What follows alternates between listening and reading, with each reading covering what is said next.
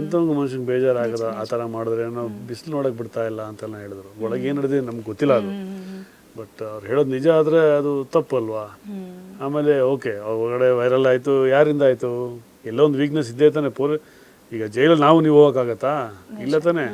So ಅಲ್ಲಿ ಏನಂತ ಬೇಲಿನೇದು ಹೊಲ ಮೇಯ್ದಂಗೆ ಅಲ್ಲಿ ಯಾರು ಇರ್ತಾರೆ ಅವರೇ ಸಪೋರ್ಟ್ ಮಾಡಿದ್ರೆ ಅವೆಲ್ಲ ಫೋಟೋಸ್ ಆಗಲಿ ಮತ್ತೊಂದಾಗಲಿ ಆಗಿರತ್ತಲ್ವ. ಫಸ್ಟು ನಿಮ್ಮ ಜೈಲ್ ಸಿಬ್ಬಂದಿಗಳನ್ನ ಬಂದೋಬಸ್ತ್ ಮಾಡ್ಕೋಬೇಕು ನೀವು ಫಸ್ಟು, ಆಮೇಲೆ ತಾನೇ ಇವೆಲ್ಲ ಮಾಡಬೇಕಾಗಿರೋದು. ಅದು ಬಿಟ್ಬಿಟ್ಟು ನೀವುಗಳೆಲ್ಲ ತಪ್ಪು ಮಾಡಿ ಈಗ ದರ್ಶನ್ ಅವ್ರಿಗೆ ಕಾವಲು ಕಾಯೋ ಥರ ಒಂದು ದೊಡ್ಡ ಟೆರರಿಸ್ಟ್ ಥರ ಅವನ್ನ ನೋಡೋದು ತಪ್ಪಲ್ವಾ.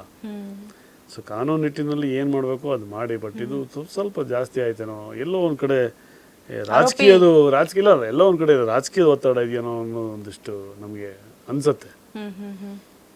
ಅದಕ್ಕೆ ಕಾಣದ ಕೈಗಳು ಆಪ್ರೇಟ್ ಮಾಡ್ತಾ ಇದ್ದಾವ.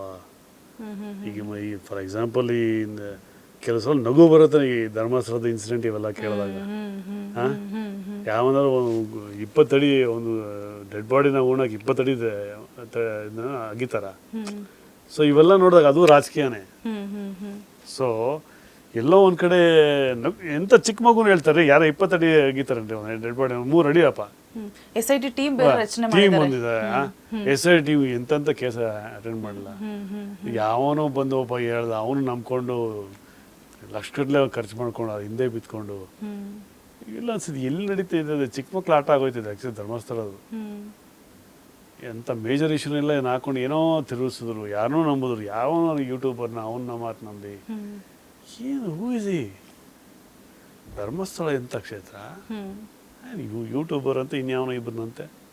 ಎಷ್ಟು ಜನಕ್ಕೆ ಊಟ ಹಾಕಿಲ್ಲ ಧರ್ಮಸ್ಥಳ, ಎಷ್ಟು ಸಂಸ್ಥೆಗಳು ಮಾಡಿಲ್ಲ, ಎಷ್ಟು ಜನಕ್ಕೆ ಸಹಾಯ ಮಾಡಿಲ್ಲ ಅವರು ಹೇಳಿ.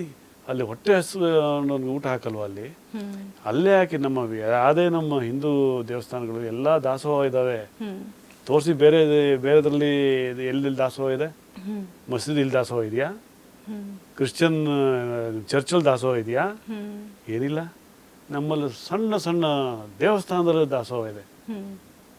ಸೊ ಹೀಗಾಗಿ ನನ್ನ ಯೂಟ್ಯೂಬ್ ಚಾನಲ್ ನಾನು ಬರೀ ದೇವಸ್ಥಾನ ಕವರ್ ಮಾಡ್ತೀನಿ. ಯಾಕೆ ಅಂತಂದರೆ ಅಲ್ಲಿದ್ದು ಪವಿತ್ರತೆ, ಅಲ್ಲಿದ್ದು ಪವರ್ ಏನಿದೆ, ನಮ್ಮ ಹಿಂದೂ ಸಂಸ್ಕೃತಿ ಹೆಂಗಿದೆ ಅನ್ನೋದು ತೋರಿಸ್ಕೊಡೋದಕ್ಕೋಸ್ಕರನು ನಾನು ಜಾಸ್ತಿ ಟೆಂಪಲ್ಸ್ ಮೇಲೆ ಕಾನ್ಸಂಟ್ರೇಟ್ ಮಾಡ್ತಿದ್ದೀನಿ. ಮೊನ್ನೆ ಚಿಕ್ಕ ದೇವನ ಬೆಟ್ಟಕ್ಕೆ ಹೋಗಿದ್ದೆ ನಾನು. ನೋಡಿ, ನನಗೆ ಗೊತ್ತಿಲ್ಲ, ಇಷ್ಟು ವರ್ಷ ನಾನು ಇಲ್ಲಿದ್ದೀನಿ. ಮೈಸೂರಿಂದ 60 ಕಿಲೋಮೀಟರ್ ಅದು. ಏನು ನಿಮ್ಮ ಚಾಮುಂಡೇಶ್ವರಿ ಬೆಟ್ಟ ಇದೆ ಅದೇ ಥರ ಅದು ಅರ್ಧ ಇದೆ. ಅದು ಚಾಮುಂಡೇಶ್ವರಿ ತಾಯಿಯ ತಂಗಿ. ಅದು ಅಷ್ಟೇ ಕಳೆ ಇದೆ, ಅಷ್ಟೇ ಪವರ್ಫುಲ್ಲು. ಅದು ಮುಜರಾಯಿ ಇಲಾಖೆಗೆ ಸೇರಿದ್ದು. ಓಕೆ, ಅಷ್ಟು ಚೆನ್ನಾಗಿದೆ ಅದನ್ನು. ಸೊ ಕೆಲವು ಗೊತ್ತಿಲ್ಲ ಅಲ್ಲಿ. ಸೊ ಈಗ ಈ ಥರ ಅನ್ಎಕ್ಸ್ಪ್ಲೋರ್ಡ್ ಪ್ಲೇಸಸ್ನ ನಾನು ತೋರಿಸ್ಲಿಕ್ಕೆ ಪ್ರಯತ್ನ ಪಡ್ತೀನಿ. ನಮ್ಮ ಹಿಂದೂ ಸಂಸ್ಕೃತಿ ಹೇಗಿದೆ. ಒಂದೊಂದು ದೇವಸ್ಥಾನದಲ್ಲೂ ಮೊನ್ನೆ ಅದೊಂದು ನಂದಗೋಕುಲ ಶೂಟಿಂಗ್ ಹೋದಾಗೂ ಅಷ್ಟೇ, ಅದು ಬನ್ನೇರುಘಟ್ಟ ಅಲ್ಲಿ ವೆಂಕಟೇಶ್ವರ ದೇವಸ್ಥಾನ ನಾನು ನೋಡೇ ಇಲ್ಲ. ದೇವಸ್ಥಾನ ಅಷ್ಟು ಚೆನ್ನಾಗಿ ದೊಡ್ಡ ದೇವಸ್ಥಾನ, ಅದು ಮುಜರಾಯಿ ಇಲಾಖೆ ಇದೆ. ಅಲ್ಲೂ ದಾಸೋಹ ಇದೆ. ನಾವು ಪ್ರೊಡಕ್ಷನ್ ಊಟ ಮಾಡಿಲ್ಲ ಅಲ್ಲಿ, ನಾವೇ ತಟ್ಟೆ ತಗೋಬೇಕು, ನಾವೇ ತೊಳ್ಕೋಬೇಕು. ಬಟ್ ವಿ ಹ್ಯಾಡ್ ಪ್ರಸಾದ ಇದೆ. ಪಾಯಸ ಕೊಟ್ಟರು, ಅನ್ನ ಮತ್ತು ತರಕಾರಿ ಸಾರು ಎಷ್ಟು ಚೆನ್ನಾಗಿತ್ತು ಗೊತ್ತಾ. ನಾಳೆ ಪ್ರೊಡಕ್ಷನ್ ನೀನು ಊಟಕ್ಕೆ ಇಲ್ಲೇ ಚೆನ್ನಾಗಿದೆ ಅಂತ ಹೇಳಿದೆ. ಸಿ ಎಲ್ಲೇ ಹೋದ್ರು ನಮ್ಗೆ ಊಟಕ್ಕೇನು ತೊಂದರೆ ಇಲ್ಲ. ನಮ್ಮ ಹಿಂದೂ ದೇವಸ್ಥಾನಗಳಲ್ಲಿ ಯಾವ ಜಾತಿ ಅಂತ ಕೇಳಲ್ಲ. ಹಿಂದೂ ದೇವಸ್ಥಾನಗಳಲ್ಲಿ ಯಾರು ಬಂದು ಊಟ ಮಾಡ್ಕೊಂಡು ಹೋಗ್ಬೋದು. ಎಷ್ಟೋ ಜನ ಬದುಕೊಂಡಿದ್ದಾರೆ. ಇಷ್ಟೆಲ್ಲ ನಾವು ಮಾಡ್ಕೊಂಡಿದ್ದೀವಲ್ಲ.